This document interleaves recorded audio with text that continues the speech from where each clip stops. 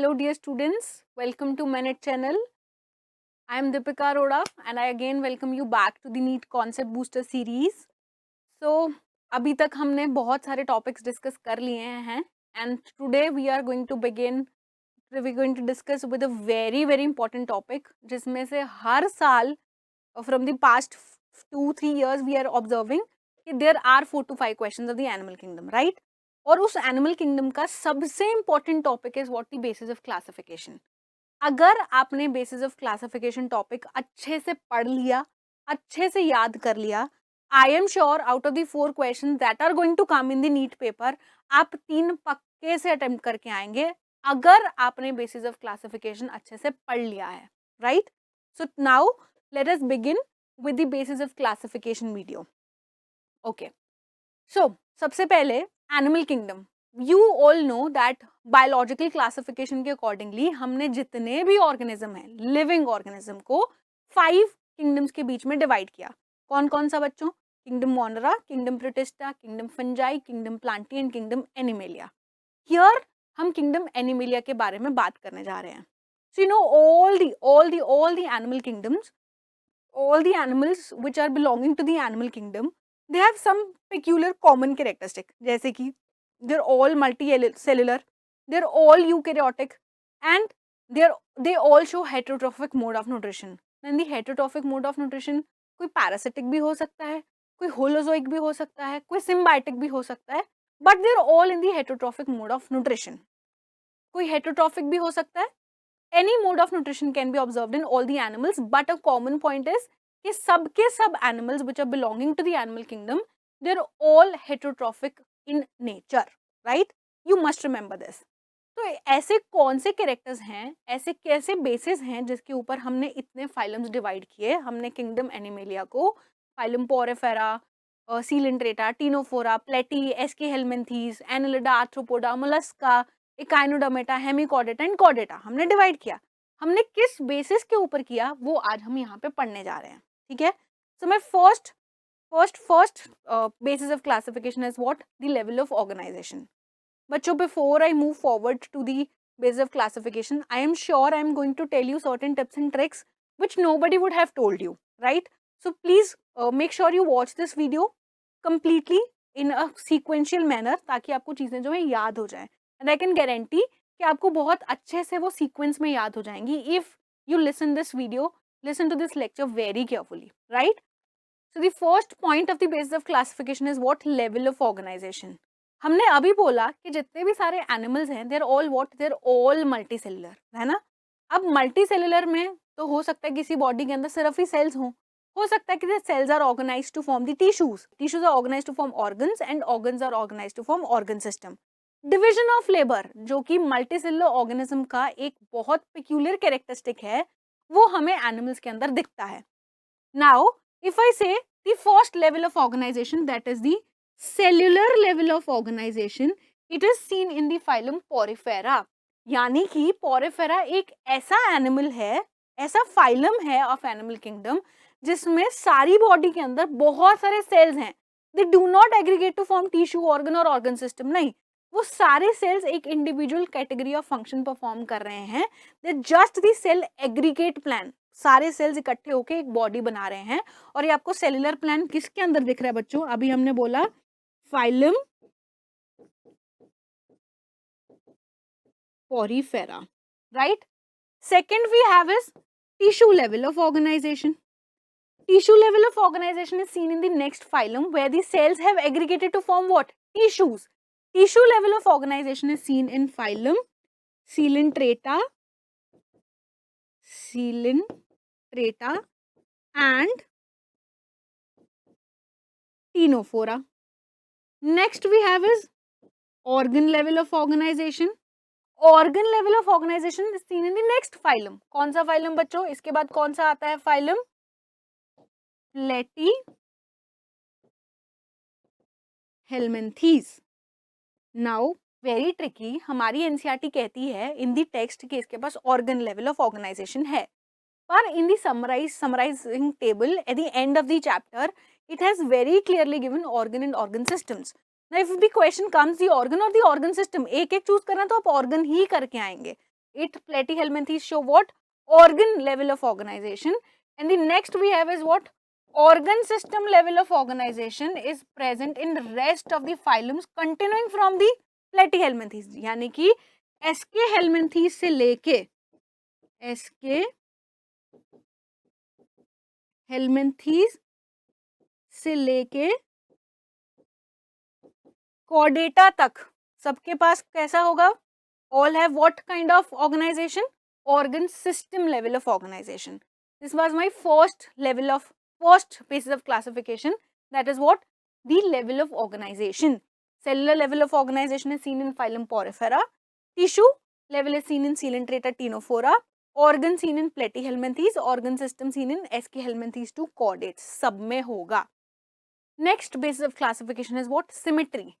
Symmetry means the division of body into the two equal halves. अगर आपको body को दो equal half में काटना है by the plane that should pass through the body, center of the body, आप उसे क्या बोलते हैं? Symmetry कहते हैं.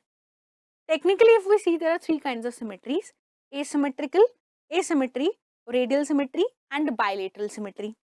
सबसे पहले हमारे पास क्या है? Asymmetry. Asymmetry का मतलब क्या?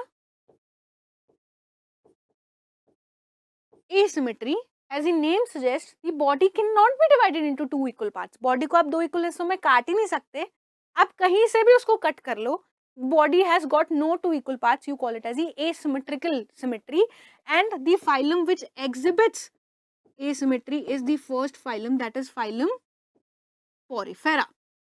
फिर इसके बाद आती है हमारे पास radial symmetry. Radial symmetry says you divide the body into two equal halves by any plane that is passing to the center of the body. कहीं से भी आपका plane center में से निकल जाता है, आप उसे क्या बोलेंगे? Radial symmetry. Two phylums that exhibit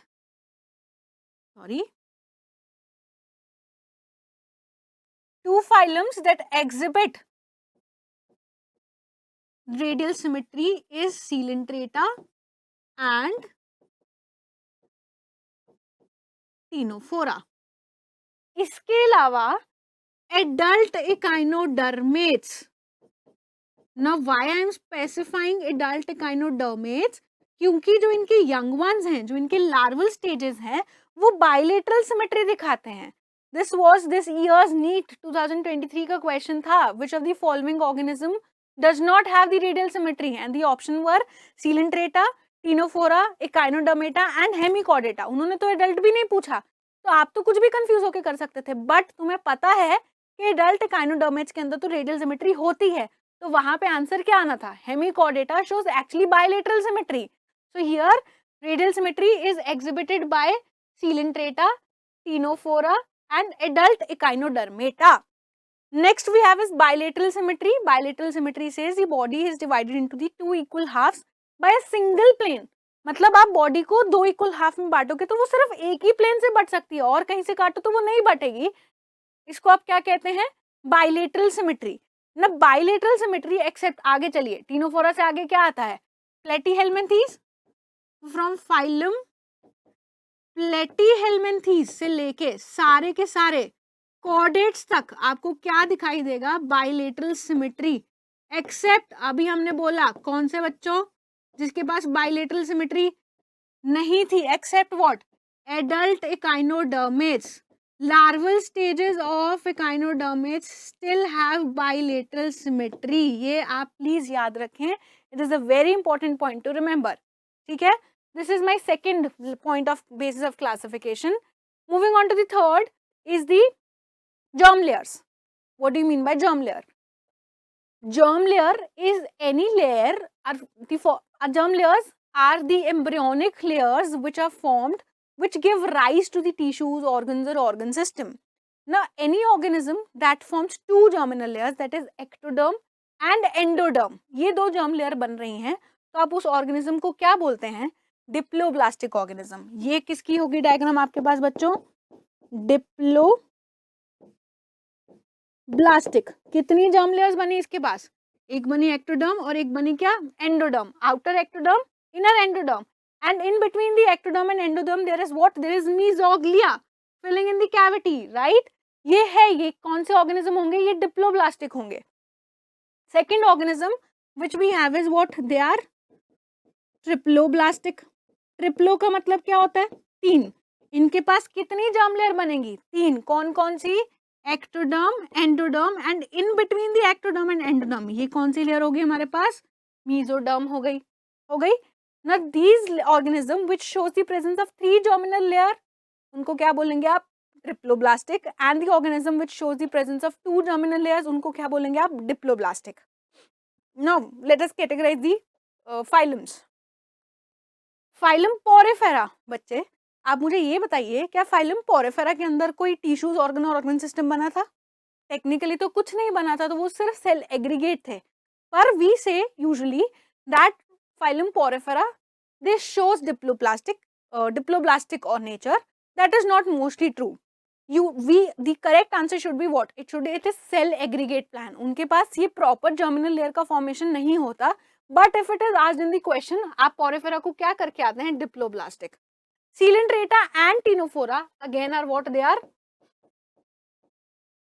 diploblastic. Right. Coelenterata Ctenophora से आगे फ्रॉम दी फाइलम प्लेटीहेल्मिन्थी से लेके सारे के सारे कॉर्डेट्स तक ये सब क्या होते हैं? They are all triploblastic. Triploblastic का मतलब कितनी जर्मिनल लेयर थी बच्चे? they showed the presence of 3 germinal layer during their embryonic development. कौन कौन सी germinal layers? हमारे पास पहली outer ectoderm, middle mesoderm and the innermost is the endoderm. Right? I hope I am clear till here. Next, germ layer. जब embryo बनता है तो सबसे पहले germ layers बनती हैं.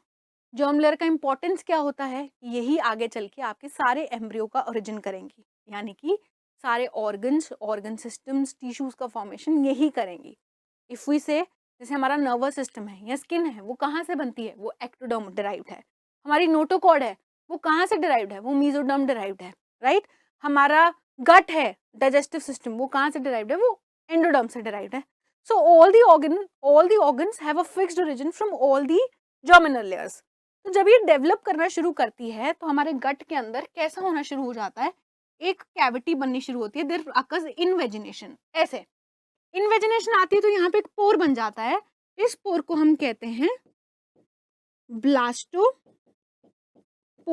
दिस ब्लास्टोपोर फ्यूचर आगे चल के एम्ब्रियो का ओपनिंग बनती है, माउथ और इनस ओपनिंग. ठीक है. अगर there stage only single opening, सिर्फ एक ही सिंगल ओपनिंग है which act as both mouth and anus. एक ही सिंगल ओपनिंग रहेगी, तो आप इस बॉडी टाइप को क्या कहते हैं? इस बॉडी प्लान को हम क्या कहते हैं? Blind sac body plan. Very important. There is a single opening which act as both mouth and anus. You call it as the blind sac body plan. अगर दोनों ओपनिंग डेवलप हो जाती हैं, वन एक्टिंग एज माउथ जहां से food का inlet होगा, and the other acting as anus जहां से फूड का अनडाइजेस्टेड फूड का आउटलेट होगा, उसको आप बोलते हैं anus. If both the openings are developed, you call it as what? You call it as the tube within tube body plan. now बच्चों, इसके साथ एक और कॉन्सेप्ट रिलेट करता है, that is the digestive system. ये अल्टीमेटली तो आपका डाइजेस्टिव सिस्टम ही है. अगर एक ही ओपनिंग बनती है, यानी कि ब्लाइंड सैक बॉडी प्लान होता है, तो ये डाइजेस्टिव सिस्टम कौन सा होता है? This is incomplete digestive system. Incomplete digestive system. अगर 2 ओपनिंग बनती हैं तो ये कैसा डाइजेस्टिव सिस्टम होगा? Complete digestive system. ये आपको हर जगह आगे फाइलम्स के अंदर पूछा जाएगा दैट इनकम्प्लीट डाइजेस्टिव सिस्टम और कंप्लीट डाइजेस्टिव सिस्टम कहाँ है. तो आप ये याद रखें कि जब भी ब्लाइंड सैक बॉडी प्लान होगा तो डाइजेस्टिव सिस्टम कैसा होगा? इनकम्प्लीट होगा. और अगर tube within tube body plan है तो डाइजेस्टिव सिस्टम कैसा होगा? कंप्लीट डाइजेस्टिव सिस्टम होगा. Right. Now let us move further here in this digestive system part in the body plan. तो हमने कहा कि body plan Porifera, if we talk about, they do not have any kind of this digestive system, क्योंकि water canal system से पानी अंदर आता है और चला जाता है. We refer to their body plan as what? Now if we categorize all the phylums according to the body plan, phylum Porifera is a cell aggregate body plan. क्योंकि उनके अंदर कोई organ tissue systems नहीं थे, तो हमारे पास हम phylum Porifera को क्या बोलते हैं? Cell aggregate body plan. Cell aggregate का मतलब क्या हो गया कि बहुत सारे सेल्स इकट्ठे होके उन्होंने एक ऑर्गेनिज्म बना दिया था. ना phylum Coelenterata, Ctenophora and Platyhelminthes, ये तीनों इनका कौन सा बॉडी प्लान होता है? They exhibit the presence of blind sac body plan. अगर ब्लाइंड सैक बॉडी प्लान है तो डाइजेस्टिव सिस्टम कैसा होगा बच्चों? बताइए कैसा डाइजेस्टिव सिस्टम होगा? डाइजेस्टिव सिस्टम कैसा होगा बच्चों? Incomplete digestive system will be present. अभी हमने डिस्कस किया था. अगर आप एसके हेल्मिन्थीज से लेके कॉर्डेट तक देखते हैं तो इनका कैसा होगा? Tube within tube body plan. अगर tube within tube body plan है तो डाइजेस्टिव सिस्टम कैसा होगा? Complete digestive system will be present. Now a little bit twist here. आपसे ये भी पूछा जाता है कि इनमें से प्रोटोस्टोमिक कौन है और ड्यूटीरोस्टोमिक कौन है. अब इन दो शब्दों का क्या मतलब है? प्रोटोस्टोमिक का मतलब क्या होगा? ड्यूटीरोस्टोमिक. जो ओपनिंग सबसे पहले बनती है यानी कि ब्लास्टोपोर, अगर वो पहले माउथ में बने और एनस बाद में डेवलप करता है, you call it as protostomic development. अगर एनस पहले डेवलप हो जाए और माउथ बाद में बनता है तो आप उसको क्या बोलते हैं? ड्यूटीरोस्टोमिक. हमने क्या बोला?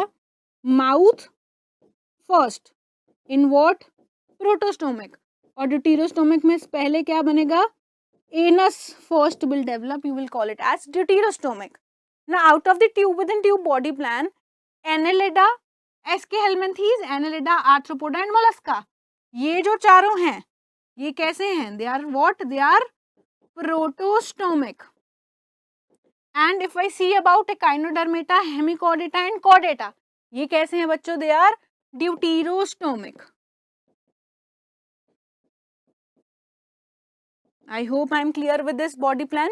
Very important again. Level of organization, symmetry, germ layer and body plan. Next basis of classification is what? Coelom. Coelom का मतलब क्या? A true body cavity that is lined by the mesoderm. बच्चे अब आपको पता है कि जो डिप्लोब्लास्टिक ऑर्गेनिज्म है उनके अंदर मेसोडर्म था ही नहीं, तो अगर मेसोडर्म नहीं था तो कहीं से क्या सीलोम आएगा? नहीं आएगा. सो ये तो फॉर श्योर हो गया कि जो फाइलम पोरिफेरा, सीलेंट्रेटा, टीनोफोरा हैं ये कैसे ऑर्गेनिज्म होंगे? They're all acoelomate. Now, contrary to this, phylum Platyhelminthes is a phylum जिसके पास mesoderm आया था, पर वो फिर भी कैसा रहा? वो फिर भी acoelomate ही रहा. इसके पास भी coelom true body cavity develop नहीं हुआ. Now, very common question where the students do get confused is कि मैम आप बोल रहे हो कि इनके पास कैविटी नहीं है, पर अगर आप देखो स्पॉन्जेस यानी कि पोरिफेरा के पास स्पॉन्जोसील है और सीलेंट्रेट्स के पास सीलेंट्रॉन कैविटी है, तो ये कैविटी कहाँ से आई? This cavity is not the true body cavity. True body cavity वही होगी जहाँ पे उसके साइड्स में मेसोडर्मल लाइनिंग होगी, else it will never be called as the true body cavity. Right? तो ये प्लेटीहेल्मिन्थीज तक तो हमारे पास क्या हो गए? Acoelomate. Aschelminthes is another phylum which shows the presence of pseudocoelom. Pseudocoelom का मतलब क्या हो गया बच्चों? Pseudo means false, right? There is body cavity but that is scattered in the form of pouches. जैसे ये pouches की form में पड़ी है, इस body cavity, this is pseudocoelom. The cavities are lined by the mesoderm here but that is scattered in the form of pouches. So you call it as pseudocoelom. ये हमारे पास कौन सी हो गई? Pseudocoelom. Pseudocoelom कौन दिखाता है बच्चों? कौन सा फाइलम? SK हेल्मिन्थीज, right? और इसके पहले सारे के सारे ये this is what? This is acoelomate. ये कौन दिखाता है? फ्रॉम फाइलम पोरिफेरा से लेके कहाँ तक? Coelenterata, Ctenophora and Platyhelminthes. ये सारे के सारे कैसे होंगे? Acoelomate. Next we have is what? True coelom. जिनके पास ट्रूसिलोम आया आप उनको क्या कहते हैं? Eucoelomates, right? यू मतलब ट्रू, जिनके पास ट्रू बॉडी कैविटी आ गई. From phylum Annelida to Chordata ये सारे के सारे कैसे थे? यूसिलोमेट्स थे बच्चों, जिनके पास ट्रू बॉडी कैविटी थी, राइट। जैसे कि आप डायग्राम में देखिए, ये क्या है हमारी outer ectoderm, this is inner endoderm, और ये हमारी mesoderm, this is also mesoderm, this is also mesoderm. ये बीच में हमारी कौन, ये क्या आ गया, this is our true body cavity, जहां पे हमारी ऑर्गन्स जो हैं will take up a space. If you want to imagine it practically, this is your body wall, ये हमारी बॉडी वॉल है। बीच में क्या है, हमारा गट है। ये जो एंडोडर्मल गट है ना, गट की cavity is your digestive system cavity. ये कैविटी, ये सिलोम नहीं होगा, ये आपकी गट की ट्यूब है। इसके बाहर गट की ट्यूब, बॉडी, स्किन की वॉल के बीच में सारी spaces what, coelom, where the organs are completely filled up, right. तब ये आपकी क्या हो गई, यूसिलोमेट एनिमल्स हो गए, which are from what, Annelida to Chordata. ना जो सिलोम का ओरिजिन होता है वो दो तरीके का हो सकता है, एक है शाइजोसिलोम और एक है एंटेरोसिलोम। अगर मीजोडर्म की स्प्लिटिंग, सिर्फ सीधी मीजोडर्म टूट गई, दो हिस्सों में टूट गई और बीच में कैविटी आ गई, तो आप क्या बोलेंगे उसे, शाइजोसिलोम। एनालिडा, आर्थ्रोपोडा एंड मोलस्का, ये तीनों कैसे हैं, दे आर शाइजोसिलोमेट्स, राइट। अगर सिलोम का ओरिजिन एंटेरॉन, गट से होता है, तब आप उसे क्या बोलते हैं, एंटेरोसिलोमेट। एंड एंटेरोसिलोमेट आपके पास 3 फाइलम्स होते हैं, Echinodermata, Hemichordata and Chordata. I hope I am clear till here. This is one very important part of basis of classification. इसमें से बहुत commonly आपको बहुत सारे questions पूछे जाते हैं. Next moving is segmentation. Segmentation का मतलब हिस्से, segments, equal parts. If the body is truly divided into the true equal parts, you call it as the true metamerism or the segmentation. जैसे कि आप देख सकते हैं, if it is true metameric segmentation, the body is serially, externally and internally divided into the equal parts. True metameric segmentation आपको सिर्फ और सिर्फ 3 फाइलम्स के अंदर देखने को मिलती है, Annelida, Arthropoda and Chordates. This is very important. True segmentation is only seen in Annelida, Arthropoda and Chordates.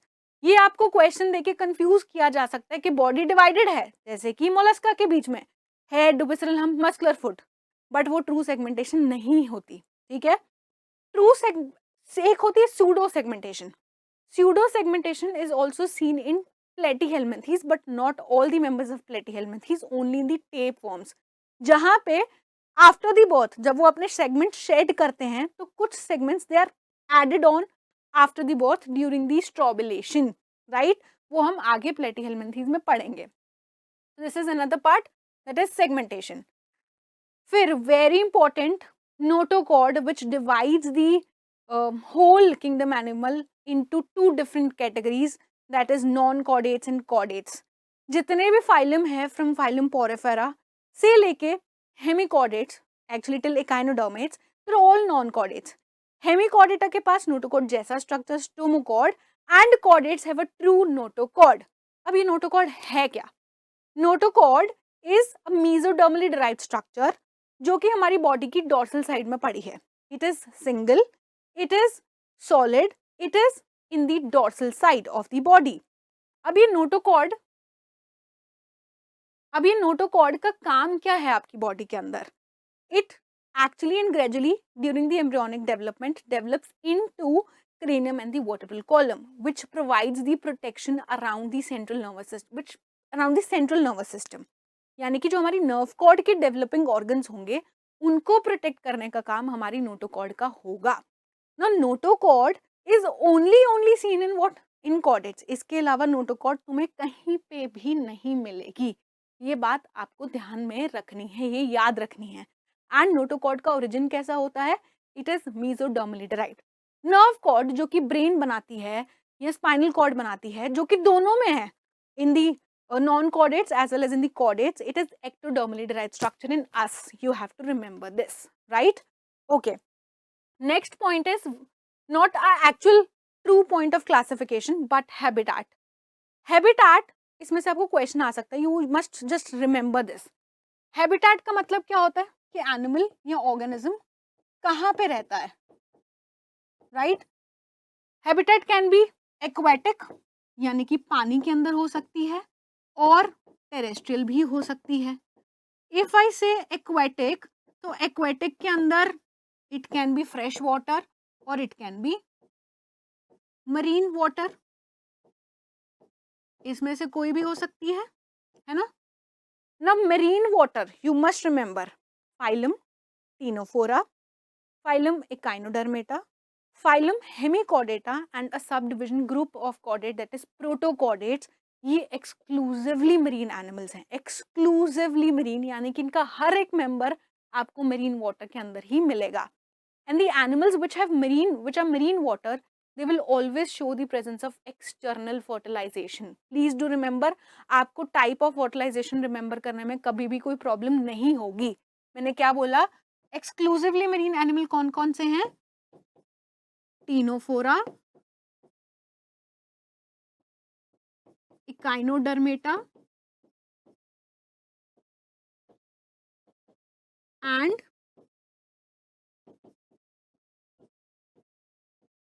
Hemichordata. और ये तीनों फाइलम हो गए, और कॉर्डेटा का एक ग्रुप दैट इज प्रोटोकॉर्डेट, सब फाइलम यूरोकॉर्डेटा एंड सेफिलोकॉर्डेटा। ये एक्सक्लूसिवली मरीन है बच्चों, एक्सक्लूसिवली